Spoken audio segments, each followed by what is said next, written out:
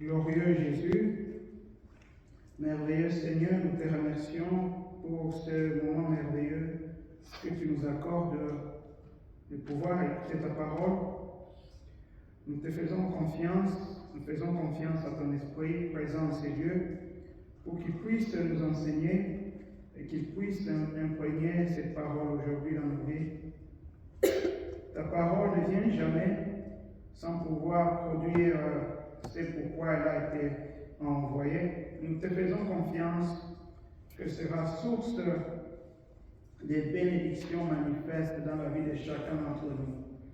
Pour la gloire de ton saint nom. Amen. Amen, amen. Nous sommes en train de nous approcher, d'aller vers la fin de l'année.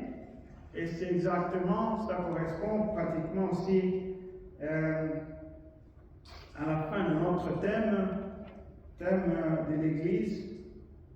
Comme vous le remarquez, les passages que nous sommes en train de lire sont tirés de l'avant-dernier chapitre de la Bible, le chapitre 21 du livre de l'Apocalypse. Et nous allons poursuivre avec cet élan jusqu'à la fin de l'année.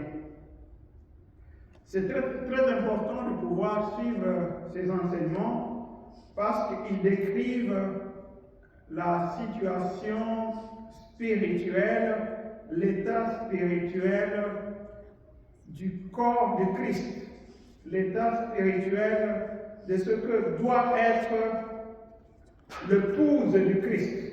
Amen.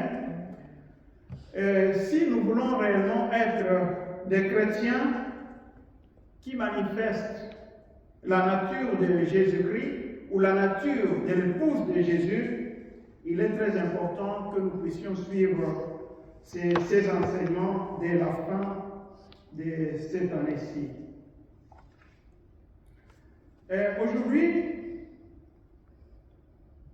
Aujourd'hui, nous allons parler d'un aspect de la Nouvelle Jérusalem, c'est que la Nouvelle Jérusalem descend du ciel. Amen. La Nouvelle Jérusalem descend du ciel d'auprès de Dieu. Amen. L'épouse du Christ descend du ciel d'auprès de Dieu. Amen. Nous allons nous lever et lire le passage de l'Apocalypse au chapitre 21. Apocalypse au chapitre 21. Nous lisons à partir du verset 9 jusqu'au verset 10, et juste deux versets. Apocalypse 21, du verset 9 jusqu'au verset 10. Apocalypse, le chapitre 21, le verset 9 à 10, je donne au Seigneur Jésus-Christ. Amen. Oui, un des 7 anges qui tenait les 7 coupes remplies des 7 derniers flots vint m'adresser la parole et dit: Viens, je te montrerai la femme, l'épouse de l'agneau. 10. Il me transporta en esprit sur une grande et haute montagne et me montra la ville sainte Jérusalem qui descendait du ciel d'auprès de Dieu. Amen. Amen. On peut s'asseoir.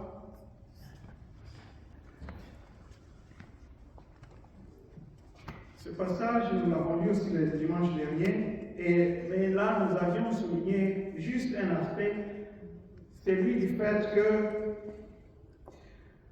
pour que Jean puisse visualiser, puisse avoir la vision de la Nouvelle Jérusalem, il a dû monter sur une haute montagne. Amen.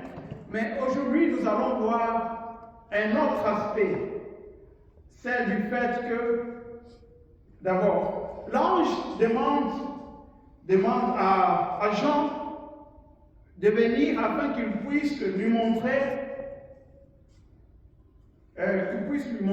l'épouse, l'épouse de l'agneau. Amen. Il lui demande de monter afin qu'il puisse lui montrer l'épouse de l'agneau. Et quand Jean tourne les yeux pour pour voir l'épouse de l'agneau, ce qu'il remarque, c'est qu'il voit quoi? Il ne voit pas une personne, il ne voit pas un individu, il voit une ville. Amen. Je peux lire le passage même. Un des 7 anges qui tenait les 7 coupes remplies des 7 derniers fléaux vint et m'adressa la parole en disant: Viens, je te montrerai l'épouse, la femme de l'agneau.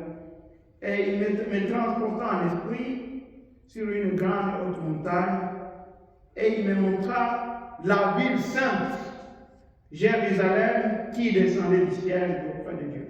Donc, nous pouvons constater ceci, que cette épouse, l'épouse de l'agneau, ça correspond à la ville sainte. Amen. Si quelqu'un te dit, viens, je te montre telle personne, et la chose qui apparaît devant toi, et commence à décrire, voilà l'épouse de l'agneau. Et la personne que tu vois n'est pas exactement à ce que tu t'attendais, c'est plutôt une ville. Tu vas conclure, ça signifie que cette ville, c'est l'épouse de l'agneau. Amen. Cette ville-là, c'est l'épouse de l'agneau. Donc, l'épouse de l'agneau équivaut à la ville sainte, la Jérusalem, la nouvelle Jérusalem. Ça signifie cela. L'épouse de l'agneau est la même chose que la nouvelle Jérusalem, et ça implique que la ville est une figure. C'est une figure de l'épouse de Christ. Ce qu'on va décrire dans la ville, ça sera juste une description de comment l'épouse de l'agneau doit être. Amen. Ce qu'on va décrire dans la ville, c'est qu'on va dire que la ville avait de grandes murailles, la ville était parée d'or, la ville avait 12 portes. Tout cela, ce sont juste des descriptions de l'épouse de l'agneau. Et ça signifie quoi? C'est la description de l'homme collectif que Dieu cherchait à avoir depuis le commencement de son plan. Amen. Ça sera la description de cela. Nous sommes appelés à devenir l'épouse de l'agneau. Nous sommes le corps du Christ. Nous sommes dans une étape vers cela. Donc, dès maintenant, nous pouvons chercher à vivre cette description qui est donnée de la ville sainte, la nouvelle Jérusalem. Amen. C'est ce qui est très important pour nous actuellement. À partir de maintenant, nous pouvons commencer déjà à chercher à manifester la description de l'épouse de Christ qui est décrite dans le chapitre 21 et le chapitre 22 du livre de l'Apocalypse. Amen. Alors, la première description que nous voyons dans ce passage au chapitre 21, verset 9, verset 10, il est dit que la nouvelle Jérusalem descend du ciel d'auprès de Dieu. Elle descend du ciel d'auprès de Dieu. Ça signifie quoi? L'Église, la future épouse du Christ, la nouvelle Jérusalem descend de Dieu. Ceci n'est possible que parce que tout simplement l'Église a la nature de Dieu. Amen. Amen. Nous, ici, présents, bien que nous soyons des humains ici sur la terre, vivant dans le monde, puisque nous sommes l'Église du Christ, nous descendons du ciel. Et la raison pour laquelle nous descendons du ciel, c'est que nous avons en nous la nature de Dieu. Dis à ton voisin, mon frère, tu as la nature de Dieu en toi. Amen. Tu as la nature de Dieu en toi. Tu descends du ciel. Bien que tu vives sur la terre à présent, mais tu as la nature de Dieu et tu descends du ciel. Amen. Parce que nous lui appartenons. Nous lui appartenons. C'est d'ailleurs pourquoi nous pouvons dire qu'il y aura l'enlèvement. L'enlèvement, tu sais que lorsque l'enlèvement va se produire, c'est que ce n'est pas tous les hommes qui sont sur la terre qui seront attirés, qui iront à la rencontre du Seigneur. La raison pour laquelle certains vont rester, certains vont partir, c'est que Christ ne va attirer vers lui que ceux qui ont la nature du Christ en eux. Amen. Ce sera comme un aimant. Un aimant, c'est constitué du fer. C'est fait en fer. L'aimant n'attire vers lui que ce qui est en fer. Ce qui a la nature du fer en lui. Ce qui n'a pas le fer en lui va rester. La raison pour laquelle certains vont rester et d'autres seront attirés, c'est que ces personnes-là qui seront attirées, qui seront enlevées, excusez, ces personnes qui seront enlevées ont la nature de Dieu en eux et Dieu va voir la nature de Dieu en eux et il va les attirer. C'est ce que font les Européens quand ils sont en train d'aller essayer de rechercher, de sauver les gens dans les lieux de catastrophe. S'il y a une catastrophe quelque part au Congo et que par exemple la Belgique envoie des soldats pour aller aider les gens, ils regardent qui? Ils regardent les gens qui ont leur propre nature. Et ils ne sauvent pas tout le monde, ils retirent les gens qui ont leur nature. Hein? Les Belges, ils retirent les Blancs, ils retirent. Parce qu'ils ne recherchent que les gens qui ont leur nature.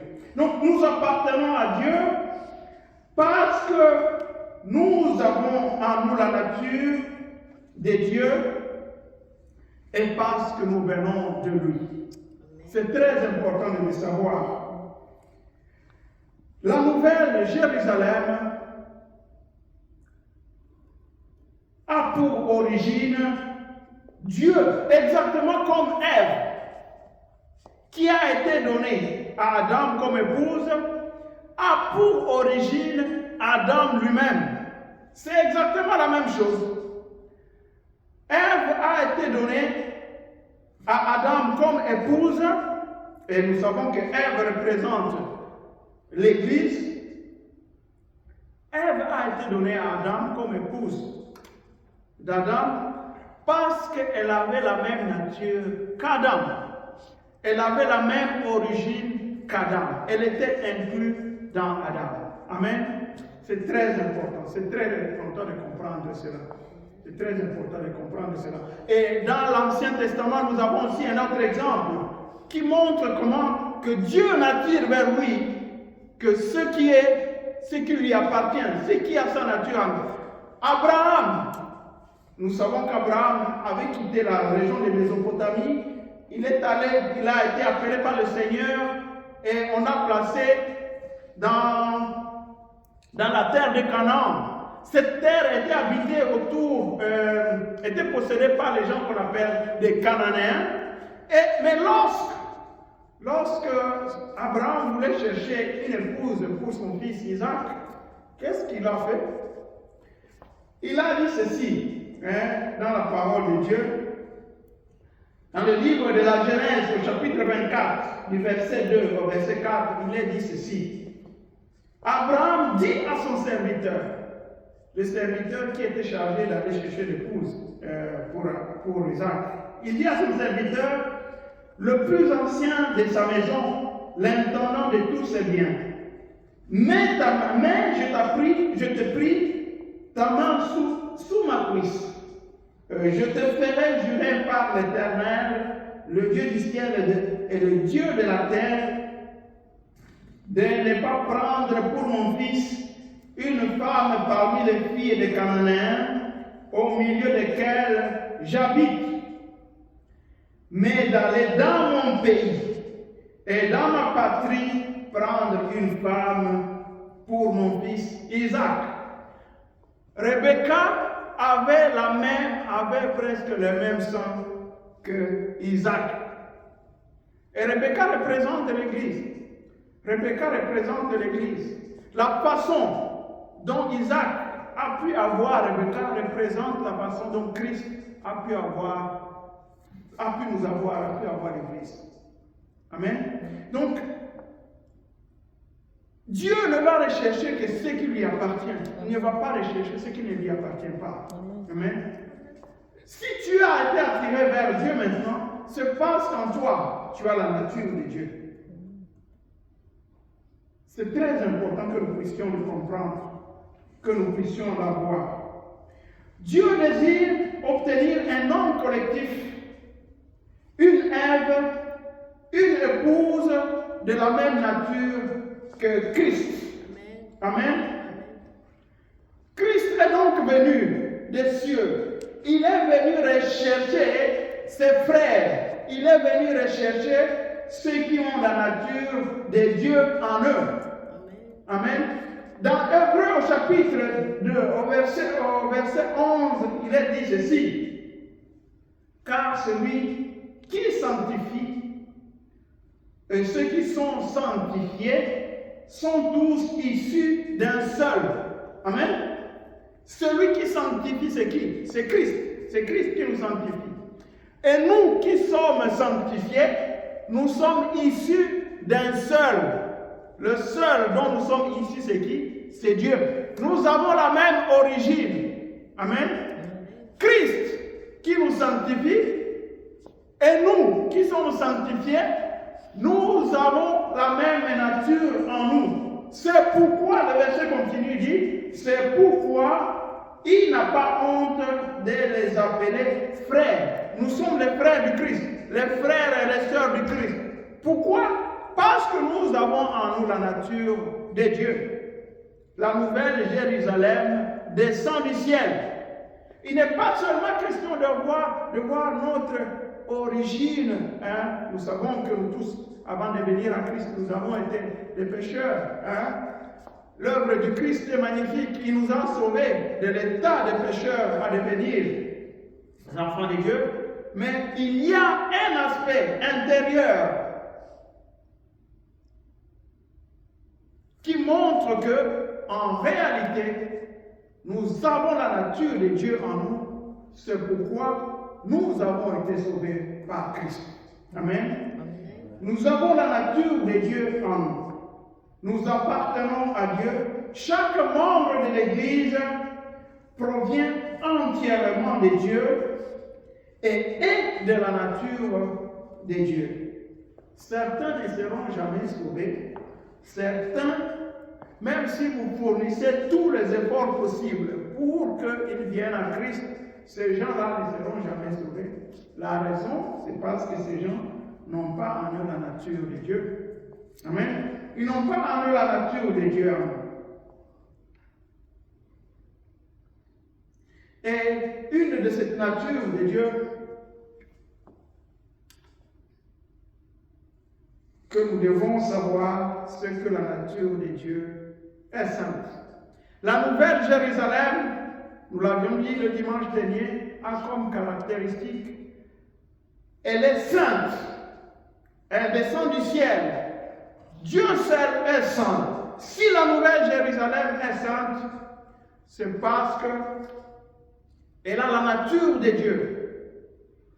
C'est très important pour nous. Qui savons que nous avons en nous la nature de Dieu, que nous puissions manifester cette sainteté de Dieu. Amen. Puisque Dieu est saint et que nous avons en nous la nature de Dieu, il est très important que nous puissions vivre dans la conscience que Dieu qui est saint, nous aussi nous sommes saints. La parole de Dieu appelle les chrétiens les saints. Ce n'est pas juste un nom, c'est une description de leur nature. Nous sommes des saints réellement. Parce que Dieu est saint et sa nature est en nous, il est très important que nous puissions vivre dans la conscience de notre sainteté. Nous devons vivre dans cette sainteté et manifester la gloire de notre Seigneur.